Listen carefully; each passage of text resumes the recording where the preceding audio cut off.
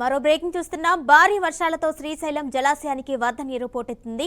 ఎగువ పరివాహక ప్రాంతాల నుంచి శ్రీశైలం జలాశయానికి వరద ప్రవాహం పెరగడంతో అధికారులు 3 గేట్లను ఎత్తారు. 10 అడుగుల మేర గేట్లు ఎత్తి నీటిని దిగువకు విడుదల చేశారు. శ్రీశైలం పూర్తిస్థాయి నీటి మట్టం 580 అడుగులు కాగా ప్రస్తుత నీటి మట్టం 512.40 అడుగులుగా ఉంది. శ్రీశైలం పూర్తిస్థాయి నీటి నిల్వ సామర్థ్యం 312.50 టీఎంసీలు కాగా ప్రస్తుతం 135.78 టీఎంసీలు నీటి నిల్వ ఉంది.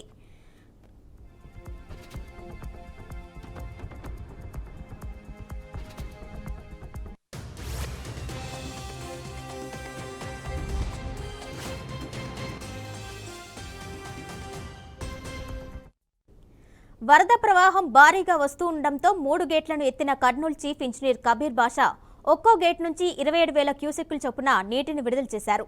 6, 7, 8 గేట్లను ఎత్తడం ద్వారా మొత్తం 81,000 క్యూసెక్ల నీటిని నాగార్జున సాగర్కు విడుదలైంది. కృష్ణమ్మ పరవళ్లు తొక్కడాన్ని వీక్షించేందుకు సందర్శకులు తరలివస్తున్నారు.